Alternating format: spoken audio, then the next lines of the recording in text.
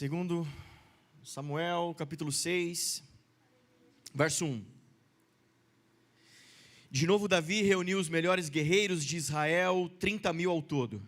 Ele e todos os que o acompanhavam partiram para Baalá, em Judá, para buscar a arca de Deus, a arca sobre a qual é invocado o nome do nosso Senhor dos Exércitos, que tem o seu trono entre os querubins acima dela. Puseram a arca de Deus num carroção ou numa carroça de bois novo, e a levantaram da casa de Abinadab na colina. Uzá e Aiô, filhos de Abinadab, conduziam a carroça com a arca de Deus. Aiô andava na frente dela. Davi e todos os israelitas iam cantando e dançando perante o Senhor, ao som de todo tipo de instrumentos de pinho, harpas, liras, tamborins, chocalhos e símbolos. Quando chegaram à eira de Nacon, Uzá esticou o braço e segurou a arca de Deus, porque os bois haviam tropeçado. A ira do Senhor acendeu-se contra Uzá por seu ato de irreverência. Por isso Deus o feriu e ele morreu ali mesmo, ao lado da arca de Deus. Davi ficou contrariado, porque o Senhor em sua ira havia fulminado Uzá. E até hoje aquele lugar é chamado de Pérez Uzá, ou destruição de Uzá. Naquele dia Davi teve medo do Senhor e se perguntou: como vou conseguir levar a arca do Senhor? Por isso ele desistiu de levar a arca do Senhor para a cidade de Davi. Em vez disso, levou-a para a casa de Obed-edom de Gate. A arca do Senhor ficou na casa dele por 3 meses, e o Senhor o abençoou e a toda a sua família. E disseram ao rei Davi: o Senhor tem abençoado a família de Obed-edom e tudo o que ele possui por causa da arca de Deus. Então Davi, com grande festa, foi à casa de Obed-edom e ordenou que levassem a arca de Deus para a cidade de Davi.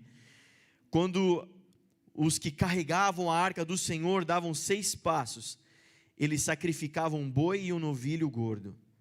Davi, vestindo colete sacerdotal de linho, foi dançando com todas as suas forças perante o Senhor, enquanto ele e todos os israelitas levavam a arca do Senhor ao som de gritos de alegria e de trombetas. Até aqui, amém? Hoje eu quero falar, e o título para nós é responsabilidade com o chamado, amém? Responsa no chamado. Hoje o Senhor quer falar sobre a minha e a sua responsa na história dele na terra, amém? Amém? Então vira para a pessoa do seu lado, enquanto eu dou mais um gole de água, e fala assim: se liga na responsa. Glória.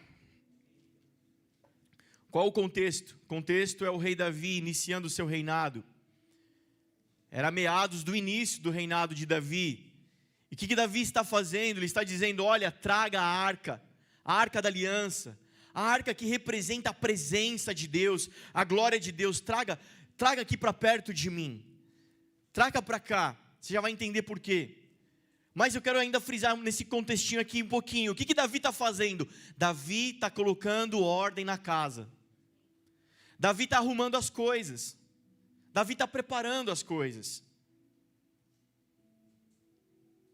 E aqui já de cara a gente já cai numa reflexão, inevitavelmente, de que sim, em algum momento, em algum lugar, você precisa abrir os olhos, colocar ordem na casa.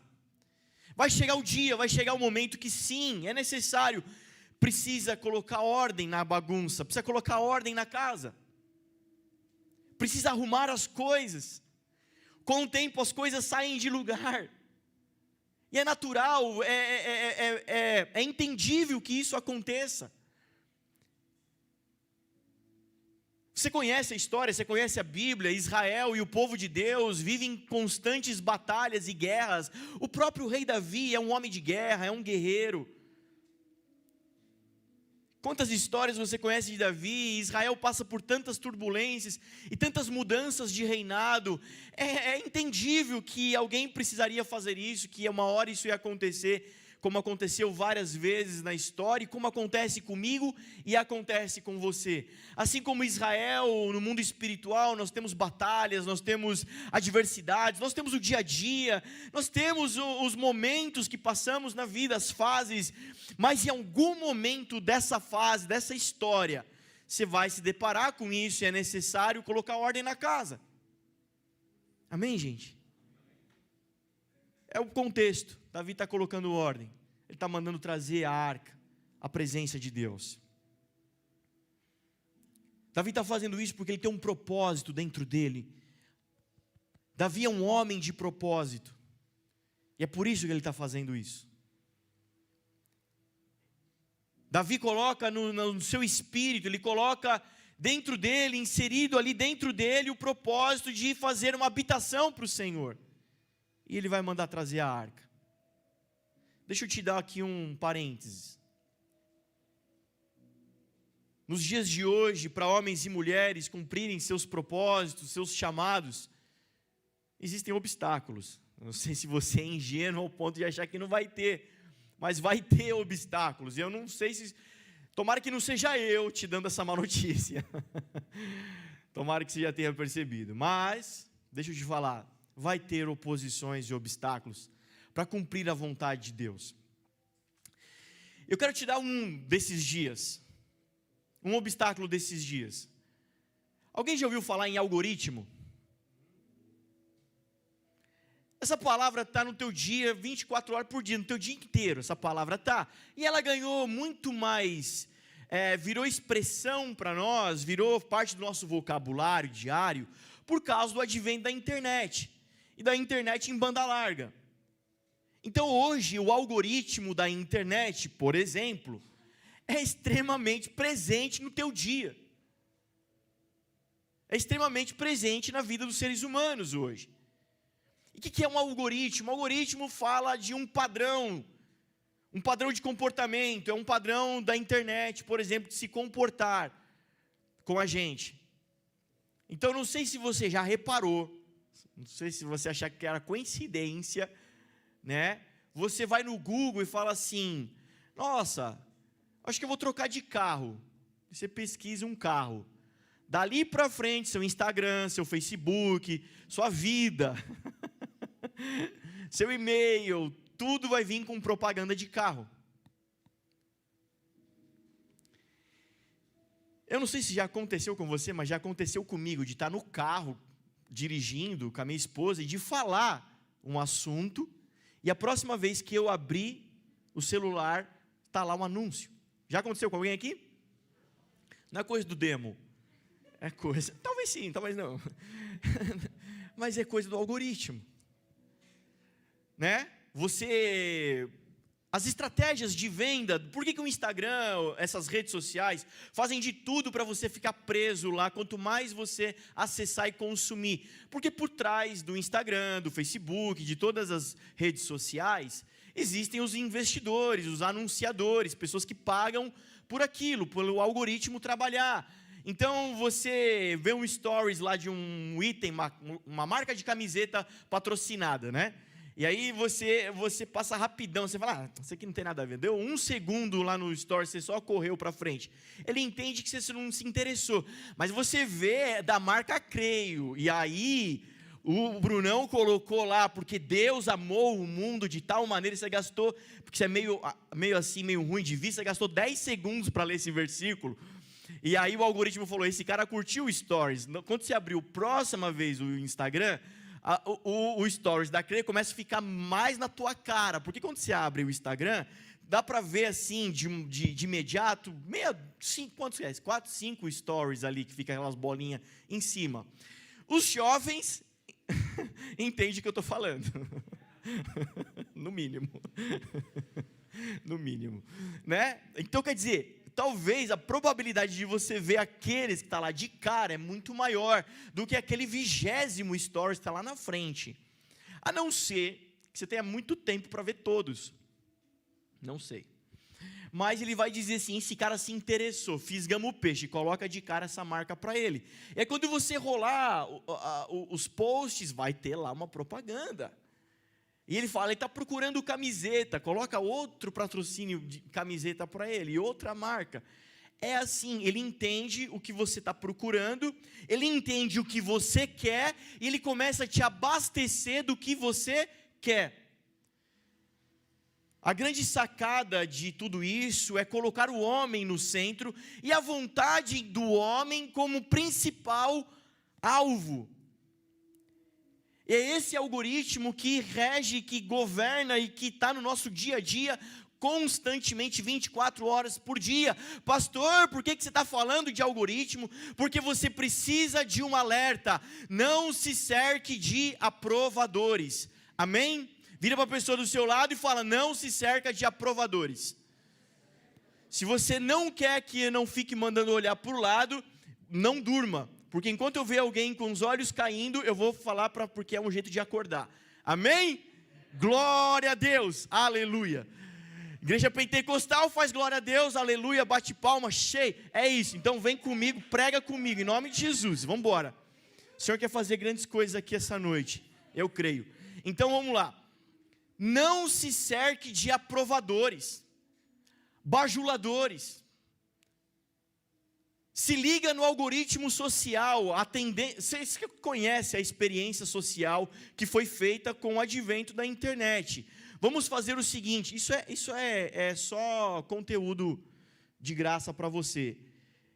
Eu não vou lembrar o ano, mas houve um ano que marcou a história, porque a internet começou a fazer esse experimento social. Se você fosse para a internet, por exemplo, e procurasse determinado assunto, por exemplo, político, econômico e etc., e o algoritmo entendesse que você, pelo seu perfil, é uma pessoa mais inclinada ao conservador, ele te abastecia de matérias e informações da perspectiva daquele assunto conservadora. Se ele entendesse que aquela pessoa era mais inclinada à esquerda, a internet te responderia com matérias e assuntos, jornais, sites, blogs, com a perspectiva mais inclinada à esquerda. Qual é o resultado social que nós temos hoje, depois de alguns anos? Polarização.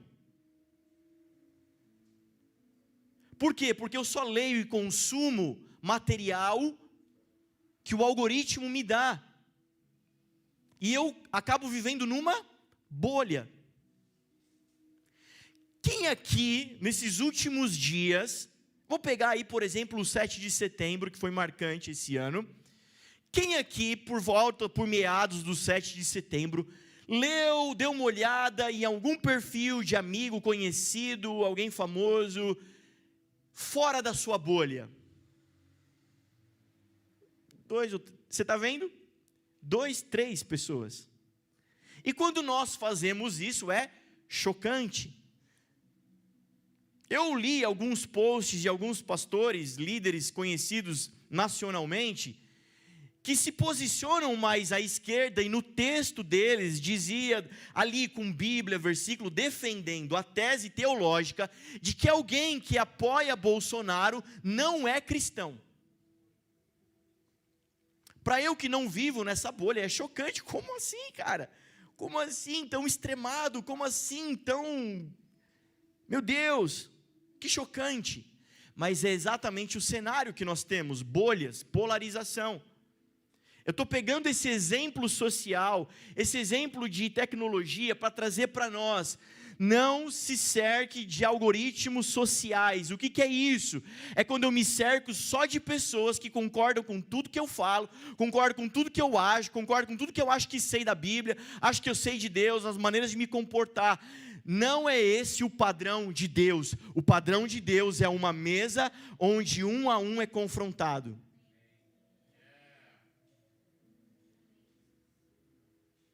Na mesa de Jesus não é uma mesa só de bajuladores e de apoiadores.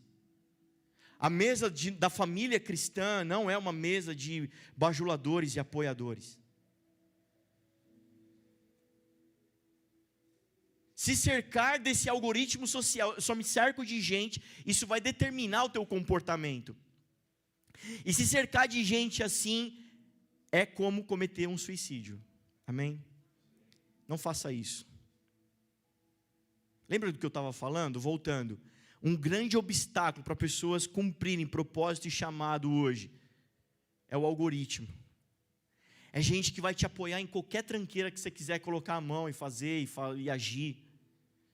Se cerca de pessoas que em algum momento vai sentar com você e vai falar: onde você está com a cabeça? Você está louco?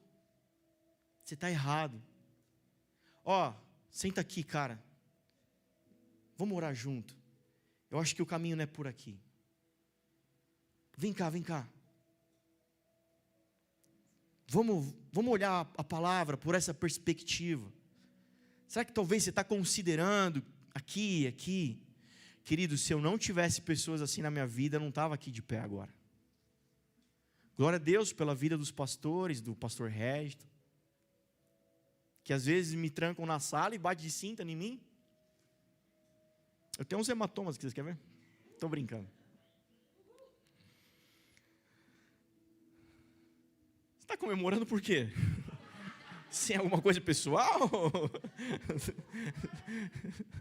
Ah, tá, entendi. Achou que ia passar assim, sem piadinha. É isso, sabe? Glória a Deus pelas pessoas que vão te fazer contraponto. Glória a Deus pelas pessoas, porque sabe por quê? Um carro, ele precisa de acelerador, mas ele também precisa de freio, para fazer o contraponto, amém? Davi é um homem que todas as vezes que ele se cercou de bajuladores é onde ele cai, e perde o propósito eterno de Deus de vista. Mas Davi só se torna Davi, o rei Davi, porque ele tem Samuel, porque ele tem Jonatas, porque ele tem homens que vão confrontá-lo, homens que vão apontar para Davi e dizer: não é assim que se faz. O algoritmo vai dizer que você é o centro e a sua vontade é o centro. Você coloca lá: eu quero fazer isso, e ele vai dizer: faça, por que não? Está aí, está acessível, faça, vai.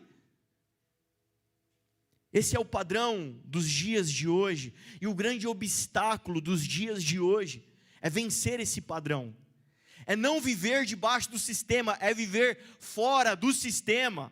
Eu não sei se você já leu Romanos 12, a metanoia, que é necessário, a transformação de mente, mas alguém um dia vai dizer assim: cara, eu tive uma metanoia. Não, irmão, você não teve, você tem todo dia, toda hora, todo dia é uma mudança de mentalidade.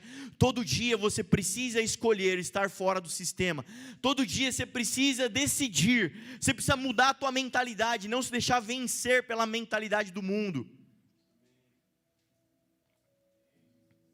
O mundo pensa assim: a minha vontade. Nós, família de Deus, dissemos assim: a tua vontade. Seja feita a tua vontade. Seja feita a tua vontade. Seja feita a tua vontade. Amém? Então o pecado original, a rebelião que aconteceu no Éden, a proposta da serpente, a proposta não era vamos exterminar Deus, mas a proposta é vamos ser igual a Deus. Então a proposta do pecado original é: não vamos nos tornar ateu, vamos só ocupar o lugar que é só dele, o lugar de soberano, o lugar de Senhor, o lugar de rei. Amém, gente? Amém? Sabe, o Novo Testamento vai dar dois padrões para a gente: Jesus apontando um pai, Jesus apontando para um pai de amor, um pai de graça. Jesus apontando para um pai, mas o segundo padrão é um pai apontando para um Senhor. Teu pai é um pai de amor, mas o teu irmão mais velho é um rei poderoso, que governa, que tem um nome sobre todo nome.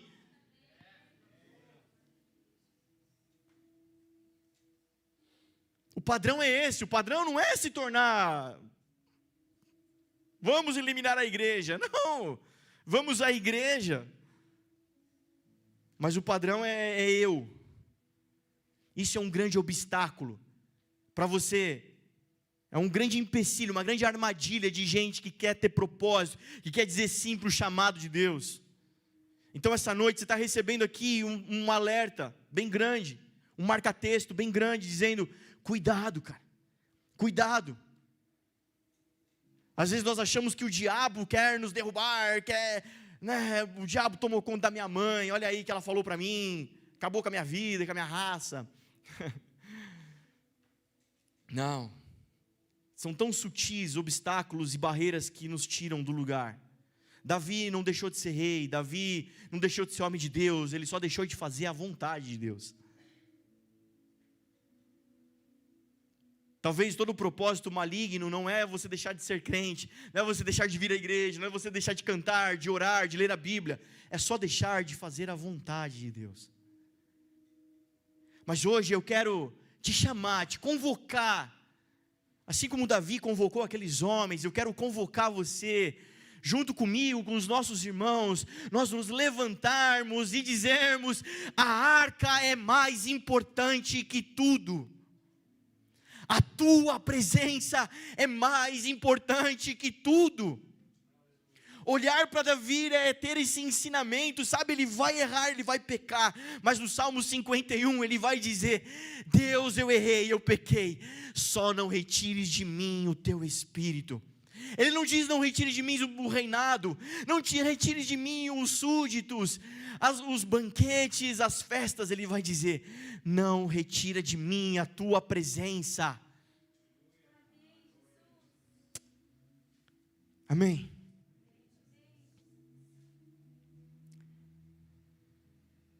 E o texto então vem contando para a gente, Davi trazendo a arca. O propósito era puro, a motivação era certa, era construir uma habitação. Ele disse, eu vou construir uma habitação para o meu Deus. Olha o que diz Salmo 132. Senhor, lembra-te de Davi e das dificuldades que enfrentou. Ele jurou ao Senhor e fez um voto poderoso de Jacó, não entrarei na minha tenda e não me deitarei no meu leito, não permitirei que os meus olhos peguem no sono e nem as minhas pálpebras descansem, enquanto não encontrar um lugar para o Senhor, uma habitação para o poderoso de Jacó. Davi é um homem de propósito, como eu falei, e ele tem esse propósito. Eu não vou dar sono aos meus olhos, eu não vou deixar os meus olhos pregarem, se fecharem, enquanto eu não preparar uma habitação para o meu Deus. Mas você conhece a história, esse propósito é multigeracional, porque não é Davi que vai construir o templo, e sim seu filho Salomão é que vai construir o templo. Deus vai dizer, Davi, o propósito é puro, a motivação é certa, mas deixa eu te falar, você é guerreiro, um homem com as mãos sujas de sangue, você não vai construir, o seu filho, a tua geração vai construir. E aqui eu faço uma pausa para te dar características do propósito de Deus. Anota aí, para você saber o que você está carregando.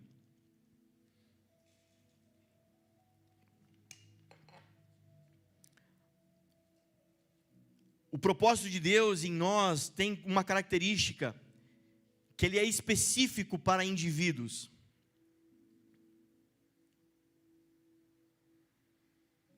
Ele é específico em mim e em você. Ele tem especificidades. Ah, que chique. Achei que não ia conseguir, mas eu treinei a tarde inteira. Ele tem características que são suas. A maneira como Deus usa você, Ele não me usa. E a maneira como Deus me usa, provavelmente não usa você.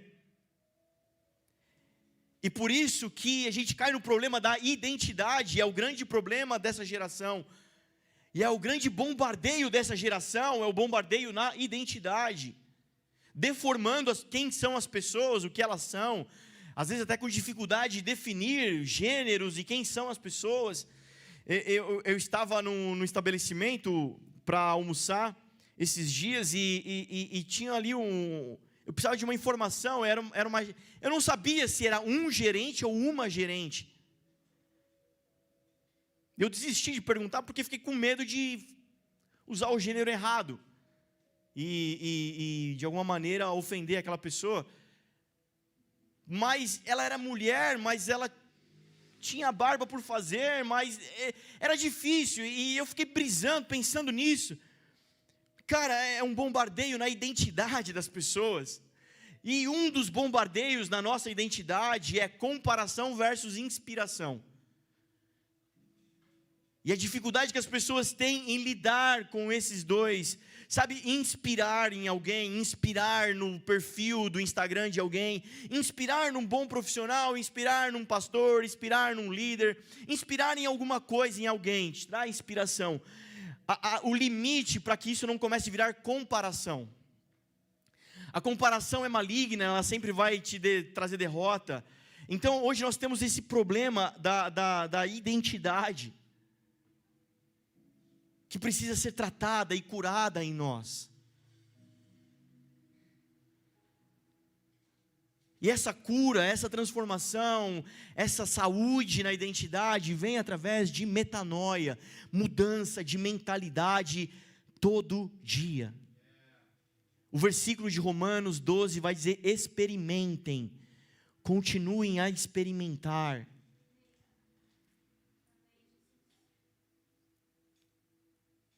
Em algum dia, em algum momento, você vai se pegar ainda órfão, vai se pegar comparando, você vai se pegar precisando da aprovação de homens.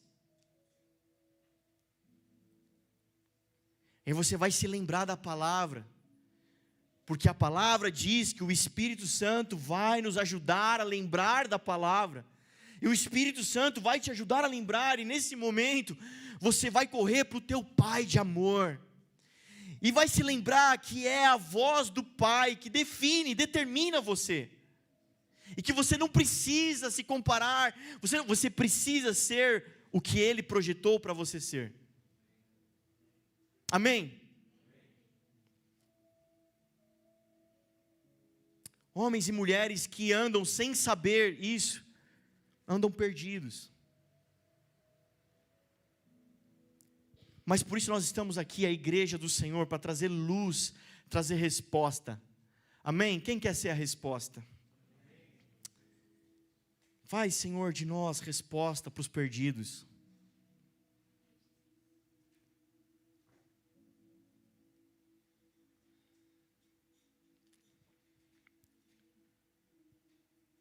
Existem no chamado de Deus, e na vocação de Deus, no propósito de Deus, existem detalhes específicos para o indivíduo, como havia para Davi, detalhes específicos.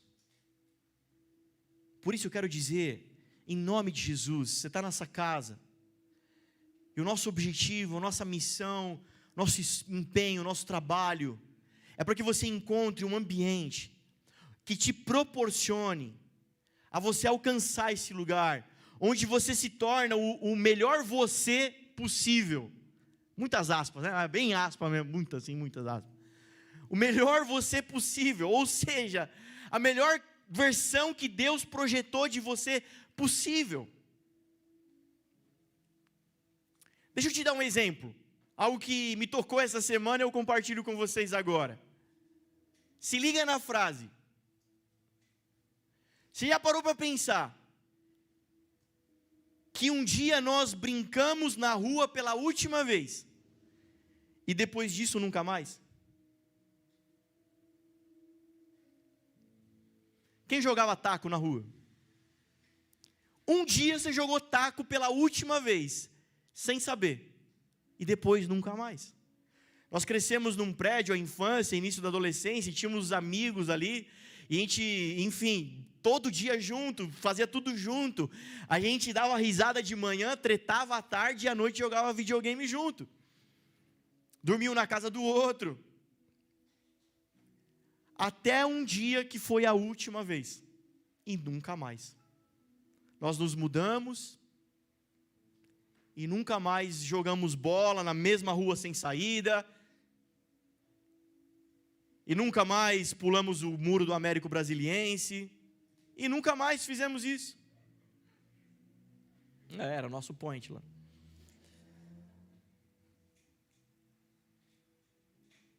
E aí a pergunta é, o que teríamos feito se soubéssemos que era a última vez?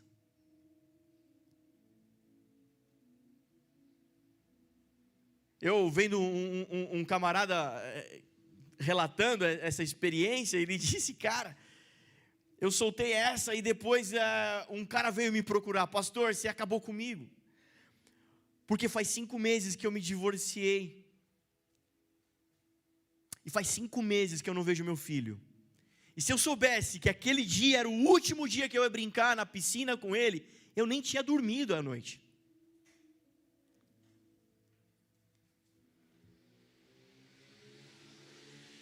Tem alguém comigo? Houve uma fase da nossa vida que nós íamos de trem para a igreja, lá na Liberdade. E o meu pai era diácono, cantava no coral, a gente ia mais cedo, ia tarde para a igreja. Ia cedo. E aí o meu pai, ele ia para o coral, ia preparar as coisas de diácono. E como tinha tempo vago ali, livre, minha mãe pegava a gente e levava ali na feirinha da Liberdade, para comer aquelas tranqueiras japonesas, e aqueles brinquedinhos, aquelas coisinhas japonesas que tem ali. Sabe, muitas vezes a gente não dá o valor merecido, mas hoje, para juntar toda a família e fazer alguma coisa, todos juntos, porque crescemos, temos nossas esposas, nossos filhos, e para juntar, por mais que sejamos unidos, mas para juntar todo mundo para fazer a mesma atividade é muito difícil, às vezes um não pode, o outro está doente, não é assim, gente, com todo mundo? O que eu quero dizer? Seja o melhor marido que você pode ser hoje, seja a melhor esposa que você pode ser hoje, melhor pai, melhor filho que você pode ser hoje, melhor cristão que você pode ser hoje.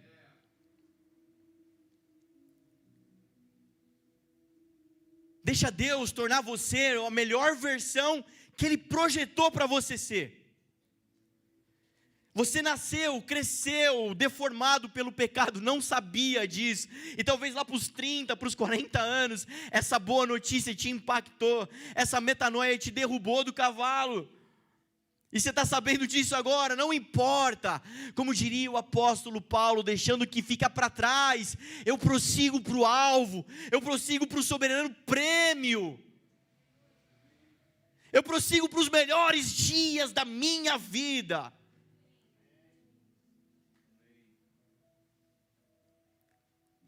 Quando nós percebemos, nós estamos envolvidos de um algoritmo, de alguém que não fala nada com nada, de alguém que não diz nada de importante para nós, e nós estamos vivendo uma vida medíocre. Se você é um homem de propósito, um homem de chamado, e você quer dizer sim para o propósito e para o chamado, quantos homens e mulheres nós temos dessa espécie aqui, em nome de Jesus, para eu ver? Alguns. Se você entende o que eu estou falando, se você é esse homem, essa mulher, se cerque de pessoas de fé, porque pessoas que não têm fé é pior que o ímpio. Quem concorda diz amém. Glória, eu tirei esse peso da minha consciência, eu achei que eu era maldoso. É pior que o ímpio. Pessoas sem fé atrasam a vida de homens de propósito, de mulheres de propósito. Se cerque de homens, de mulheres. Eu gosto muito dessa frase: quer se tornar um matador de leão? Ande com matadores de leão.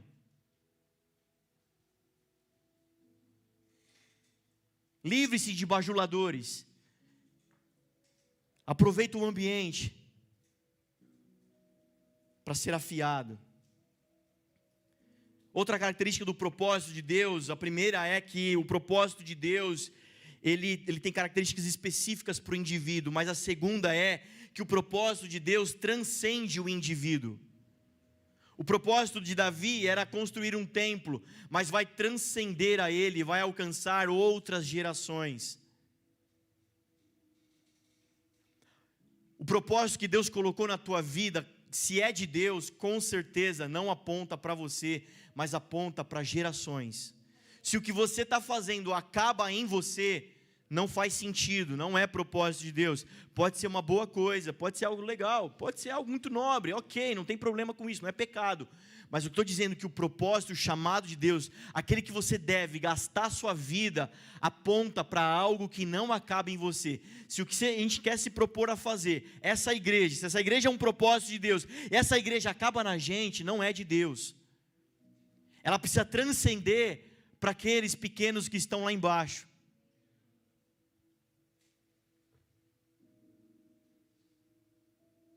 Será que o que nós estamos carregando é suficiente para alcançar os nossos netos? Vai impactar de tal maneira a vida do meu filho, que hoje tem 10 anos. Vai impactar a vida desse menino tão fortemente, que ele vai conseguir passar para o seu filho, o meu neto. Vocês entendem o que eu estou querendo dizer? O propósito de Deus é isso.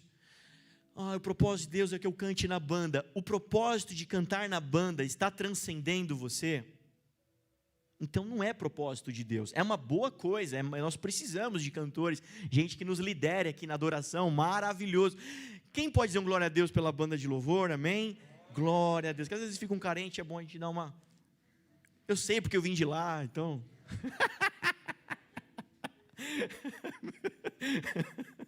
Brincadeiras à parte. Glória a Deus, amém. Tocar, cantar, muito bom, mas precisa transcender. O meu chamado, o meu propósito precisa transcender, precisa ir além. Terceira característica que eu quero te dar hoje do propósito de Deus. Primeira, ela tem característica específica para você. Segunda, ela transcende você. E terceira, ela desfaz o que está errado. O propósito de Deus em mim e em você aponta para o desfazer do que está errado. Amém? Se não tem nada a ver com isso, repito, boa coisa é, coisa nobre, coisa maravilhosa, muito legal, mas não é propósito eterno de Deus. Porque o propósito eterno de Deus é desfazer o mal, desfazer o que está errado. E o meio, repete comigo com voz de profeta, o meio não é o fim, é só o meio. Profundo, não é? Não ouvi nenhum ou, cheio, nada, Tiago. Obrigado pela espontaneidade. O meio, David, é só o meio. Julia, o meio é só o meio. A maneira, o meio pelo qual eu vou desfazer o que está errado no mundo, é só o meio, não é o fim. Não é o fim cantar igual cigarro até morrer. Desculpa te pegar de exemplo, obrigado. Eu sei que eu posso ter essa liberdade. Não é cantar até morrer, é só o meio, a maneira que Deus me usa para desfazer o que está errado. Pregar é só o meio, não é o fim. Igreja é o meio que Deus escolheu para desfazer as obras do diabo na terra. Porque a igreja é o útero materno, da onde nascem filhos e filhas de Abraão. Por que de Abraão, pastor? Porque você não falou de Deus? Porque a profecia sobre os filhos de Abraão.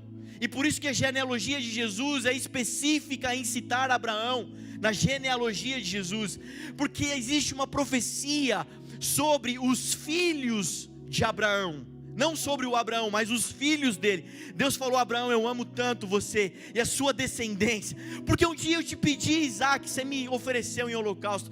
Deixa eu te falar, Abraão, além de ter uma grande nação vindo de você, eu vou te dar uma promessa, uma profecia: os seus filhos trarão retidão e justiça na terra.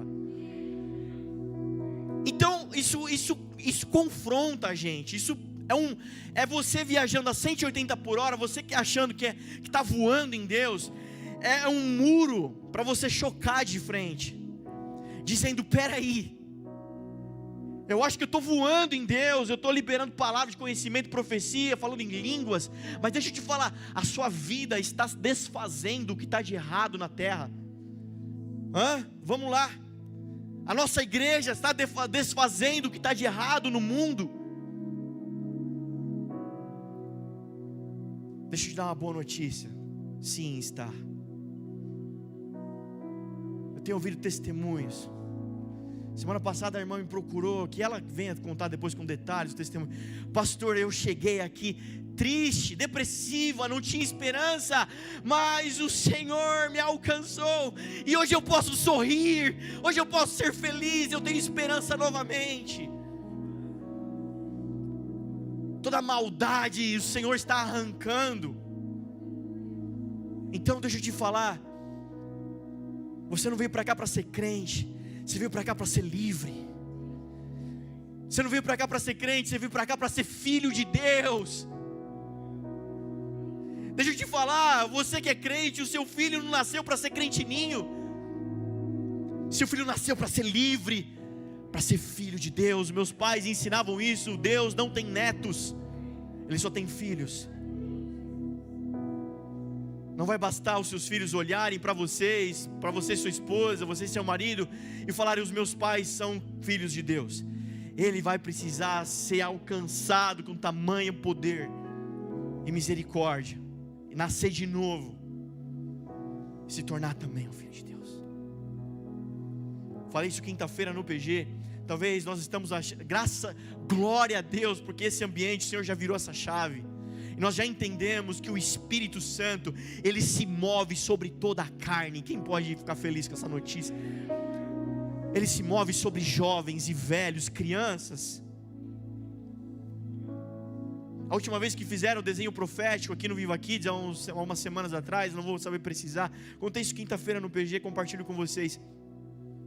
Naquele dia eu estava pregando aqui, eu não sabia que ia ter desenho profético, eu estava pregando aqui, sabe, no meio da pregação o Senhor colocou um parênteses, uma passagem, um versículo, uma palavra que não estava no script, não estava no esboço, sabe, mas naquela hora eu senti poderosamente o Senhor estava falando comigo, me respondendo. Foi impactante para mim. Acabou o culto, eu desci, as crianças tinham colocado uns para-brisas dos carros, e o meu carro tinha um desenho. Eu peguei o desenho, fui para casa, abri em casa, era um solzinho, aqueles homenzinhos de palitinho assim, uma florzinha, não tinha nada com nada, mas no canto, um versículo. E aquele versículo era a chave, a resposta, a confirmação do que Deus tinha acabado de falar comigo no culto. Deus está usando de forma profética crianças. Deus está usando homens, mulheres, jovens, velhos. Não importa a idade. Não importa. Essa casa aqui, ela não pode se tornar um lugar de gente desistindo. Ela tem que se tornar um lugar de gente atirada, enviada. Não importa em que fase você está da vida biológica, importa que fase nós estamos do Espírito. É a fase do Espírito que eu quero te falar. Boa notícia, é a fase da graça, é a fase de Joel, Joséias: derramarei do meu Espírito sobre toda a carne naqueles dias. E quem é esses daqueles dias? Esses dias que divide a ressurreição e a segunda vinda de Jesus, e nós estamos nesse dia. Se a igreja de Atos estava cantando, estava fervorosa porque o Senhor iria voltar, quanto mais nós, 2021 anos depois, estamos muito mais próximos desse dia.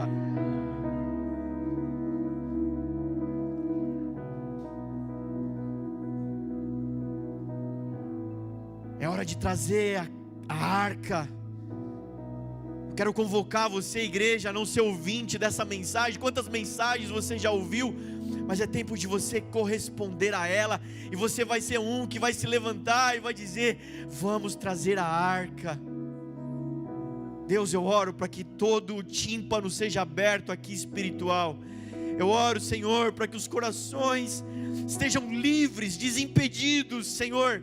Desimpedidos, eu repreendo agora o espírito de comparação, o espírito de orfandade, de separação. Deus, o teu espírito é um só, Pai. É o espírito que está sobre mim, é o espírito que está sobre a Júlia, é o espírito que está sobre o pastor Reginald, é o espírito que estava sobre Cristo, é o espírito que ressuscitou Jesus dos mortos. É o mesmo, não tem dois, é o mesmo. É o Paracletos de Deus, o semelhante, o igual, que você prometeu que enviaria e enviou. Deus, eu oro para que com esse espírito, pessoas em casa, pessoas que não vieram porque estão enfermas, possam receber cura por causa da visitação do teu espírito, em nome de Jesus.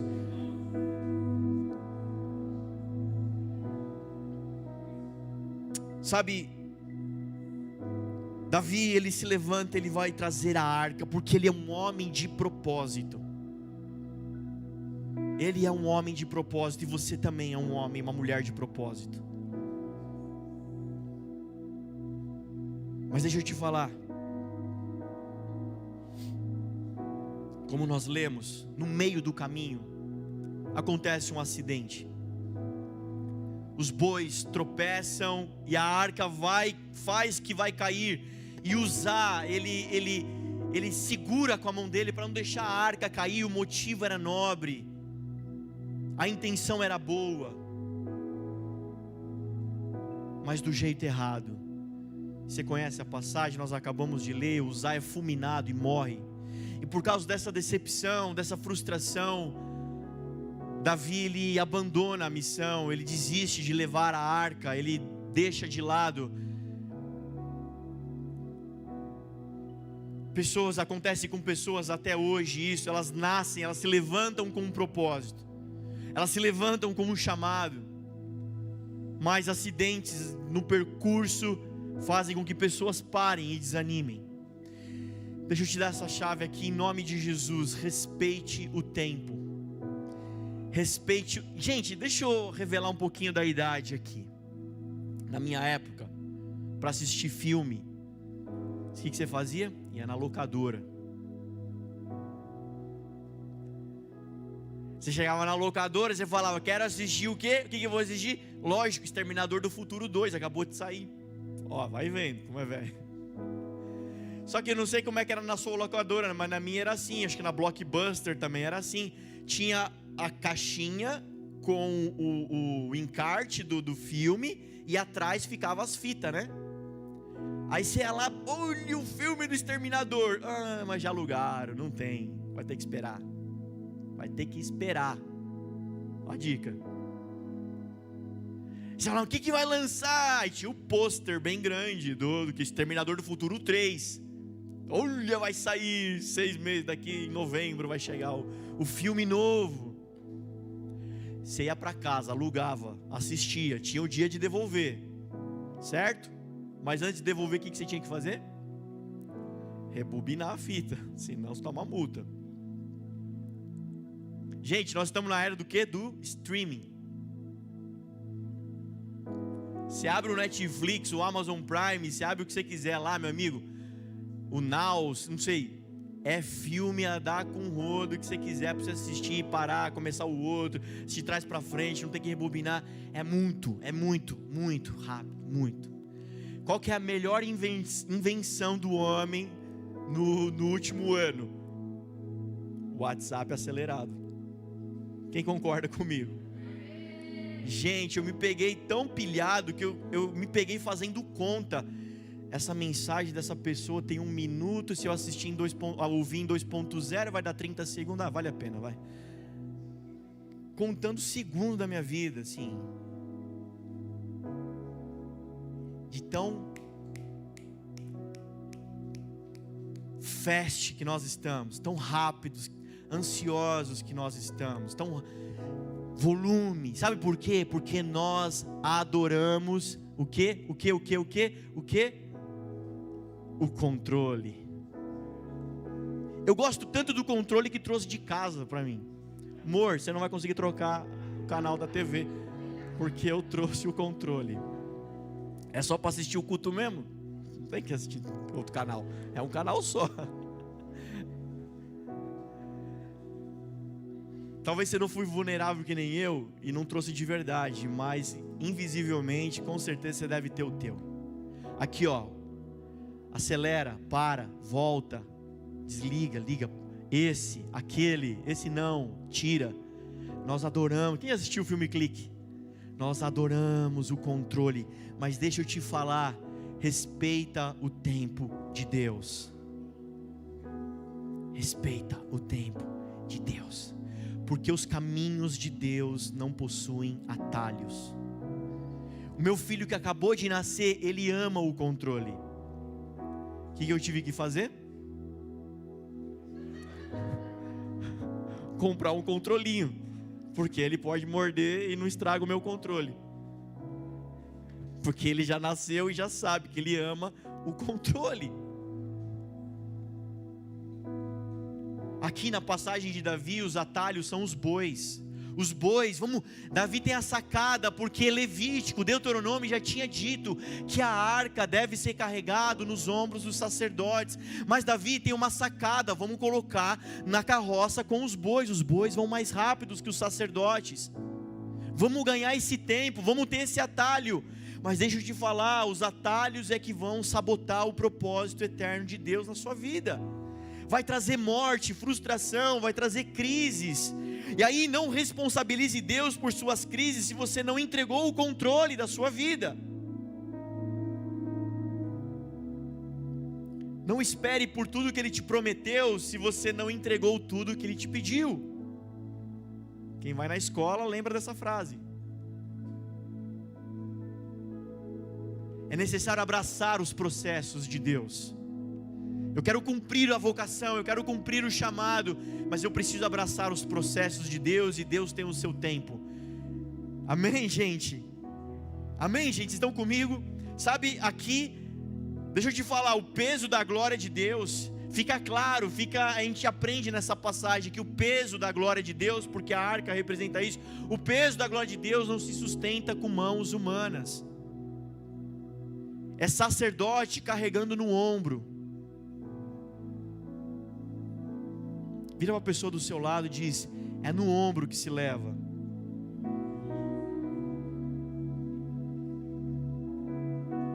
Ombro na Bíblia aponta para a autoridade. É sobrenatural para carregar o peso da glória de Deus. Guarda, fecha, eu estou terminando, é mais 10 minutinhos. Vem comigo, agora o sprint final. Se posiciona na cadeira, dá aquela ajeitada nos ombros, vamos lá. Você vai entender por que isso é importante. Carregar o peso da glória de Deus é sobrenatural. Não se faz com um esforço próprio. Só que aqui na passagem a gente aprende outra lição: que ninguém carrega a glória sozinho. Você já deve ter visto ilustrações. A Arca da Aliança tem argolas dos lados, onde se passava um varão, uma haste, e 2 iam na frente, 2 atrás, carregando a Arca da Aliança. A Arca de Deus, ninguém carrega a glória sozinho. Não tem glória sem você. Essa pessoa do teu lado aí, ó, não tem glória de Deus sem ela.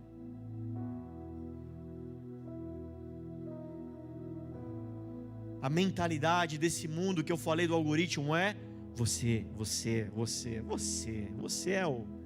você o alvo. E a mentalidade do reino é nós. Outra lição que a gente aprende aqui, que carros de boi aponta para o transferir da responsabilidade. A responsabilidade é minha e é sua em carregar a glória de Deus. Não transfira a responsabilidade para ninguém. Fecha seus olhos, 10 segundos, faz essa oração comigo. Deus, vai lá, voz de profeta.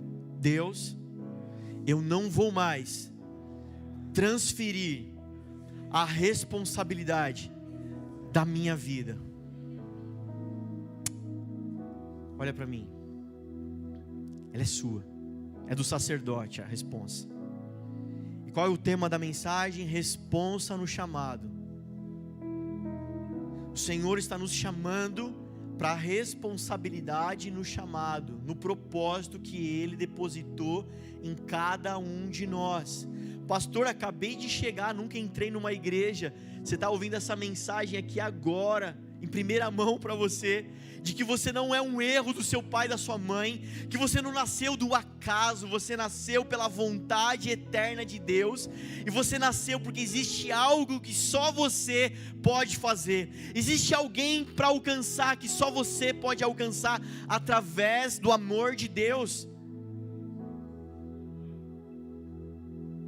E toda mentira que as pessoas vivem, talvez a vida inteira, é: você não é nada, você não é ninguém, você é só você.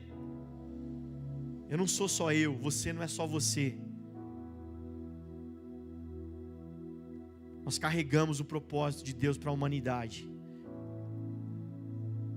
Então o teor da mensagem, eu olho aqui para o nosso auditório hoje, talvez aqui, se não todos, já são cristãos, já caminham com Deus, já vão à igreja. Existe algo de importante para nós. 2 Coríntios 4,17, porque a nossa leve e momentânea tribulação produz para nós um eterno peso de glória muito excelente. Quero te ensinar uma oração essa noite. É a oração dessa igreja. Nós oramos por ombros mais fortes e não uma cruz mais leve. Paulo está dizendo que esse peso de glória que nós queremos carregar, ele vem também com tribulação, ele também vem com os apertos. E uma geração fraca não consegue carregar a glória de Deus. Paulo está dizendo que essa tribulação vai produzir em nós peso de glória, mas uma geração fraca não consegue nem a tribulação, e por isso, sem glória não tem propósito. Sem homens de propósito, o que está de errado continuará errado.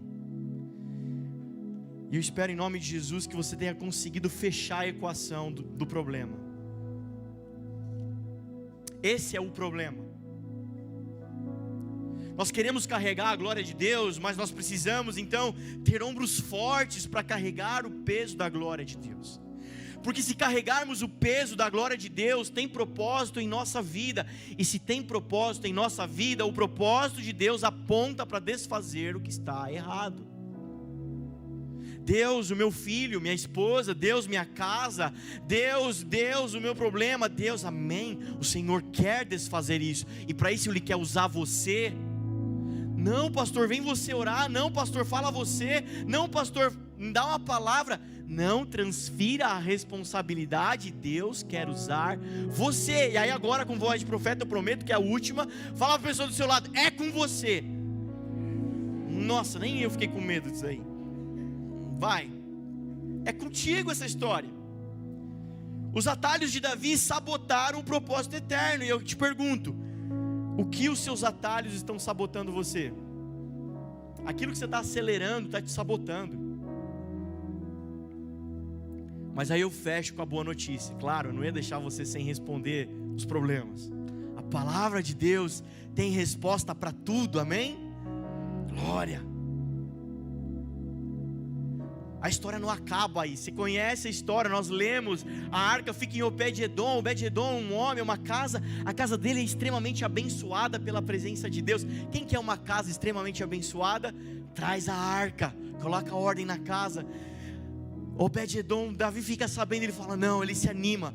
Não, vamos lá mais uma vez. Vamos trazer essa arca para cá. Nós precisamos fazer uma habitação para a presença de Deus. Bora, vamos lá, gente.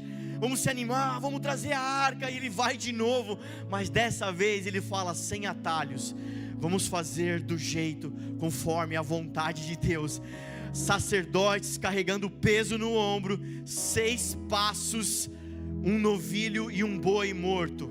6 passos, um novilho e um boi morto. 6 passos, um novilho e um boi morto. 6 passos, um novilho e um boi morto. Sabe o que aponta para o boi morto? É sacrificar o teu atalho. Aquilo que antes era o atalho, o motivo da queda de Davi, agora é o motivo dele conseguir chegar no propósito eterno. Sacrifica, cara. Você não vai viver as promessas de Deus se você não sacrificar o teu atalho. O romper de Deus só acontece quando nós estamos prontos para sacrificar os nossos atalhos. Quem vai tacar fogo no teu atalho aqui hoje, em nome de Jesus? Qual é o teu atalho? É você tentando um relacionamento, acelerar ali o que Deus não preparou para você, uma sociedade que Deus não preparou para você? Eu não sei qual é o teu atalho. Respeite o tempo de Deus. Não coloque tua vida no 2.0. Respeite. Fala: Deus, eu quero o teu kairós na minha vida, o teu tempo certo, o sobrenatural na minha vida. E a boa notícia ainda, para alegrar a gente mais ainda, sabe o que acontece? Vamos fazer um Google Maps na cena. Vamos olhar de cima essa cena, como Deus olharia essa cena. Davi andando, e por onde ele passa, um rastro de sangue. A boa notícia é que o boi aponta para Jesus Cristo. O livro de Marcos, a figura que tipifica Jesus Cristo é o touro, é o boi, é aquele que serve. Jesus, servo que veio para servir, é o servo de todos. O boi morto aponta para Jesus, e Jesus não é um atalho, ele é um caminho. E ele é um caminho de sangue. Olha que glória, olha que bênção. Eu não sei se você já leu isso. Hebreus capítulo 10, a lei traz apenas uma sombra dos benefícios que hão de vir, e não a sua realidade. Por isso ela nunca consegue, mediante os mesmos sacrifícios repetidos, ano após ano, aperfeiçoar os que se aproximam para adorar. Contudo, esses sacrifícios são uma recordação anual de pecados, pois é impossível que o sangue de touros e bodes tire pecados. Por isso, quando Cristo veio ao mundo, disse: sacrifício e oferta não quiseste, mas um corpo me preparaste. De holocaustos e ofertas pelo pecado não te agradaste. Então eu disse: aqui estou, no livro está escrito a meu respeito, vim para trazer a tua vontade, ó Deus. Primeiro ele disse: sacrifício e ofertas, holocaustos e ofertas de pecado não quiseste, nem deles te agradaste. Então acrescentou: aqui estou, vim para fazer a tua vontade. Ele cancela o primeiro para estabelecer o segundo. Esta é a aliança que farei com eles depois daqueles dias, diz o Senhor. Porei minhas leis em seu coração, as escreverei em sua mente. E acrescenta: dos seus pecados e iniquidades não me lembrarei mais. Dos seus atalhos, dos seus erros, dos seus carros de boi, não me lembrarei mais. Onde esses pecados foram perdoados, não há mais necessidade de sacrifício por eles.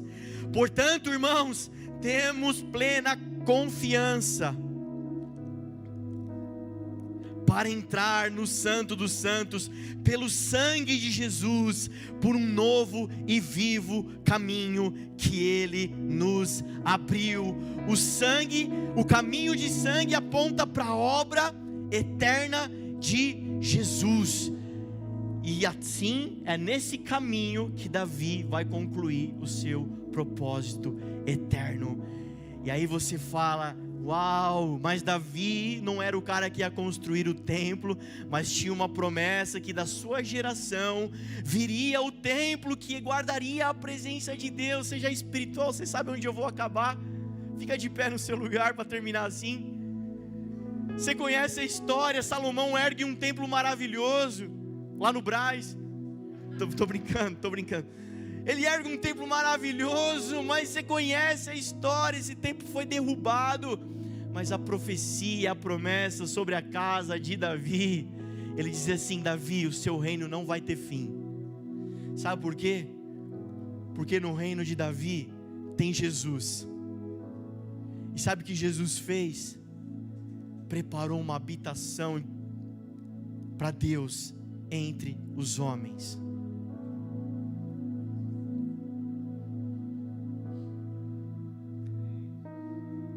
Outros homens na história tentou pegar atalhos, não conseguiram.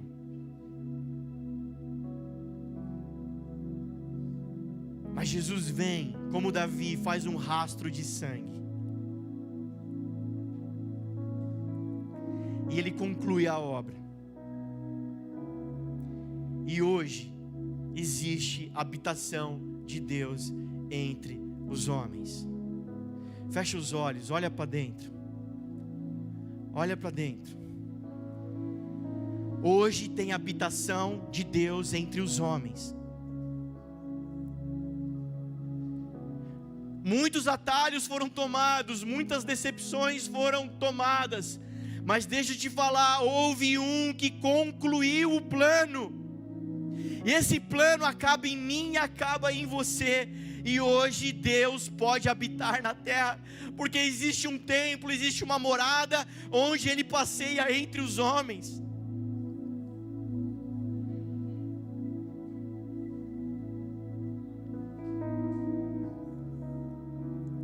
Aonde estão aqueles que vão carregar o peso da glória de Deus? Aonde estão aqueles que vão dizer sim para o propósito e o chamado de Deus? Aonde estão aqueles que vão desfazer o que está errado? Em nome de Jesus, pessoas estão tendo visões aqui agora. O Senhor está te mostrando o que está de errado. O Senhor está colocando pessoas, casas, lugares onde a injustiça está habitando. Senhor, levanta uma igreja, um lugar que ama a justiça e a retidão, que não ama apenas o culto, que não ama apenas o louvor, mas que ama a retidão, que estão dizendo agora: eis-me aqui, eis-me aqui, eis-me aqui, eis-me aqui, eis-me aqui.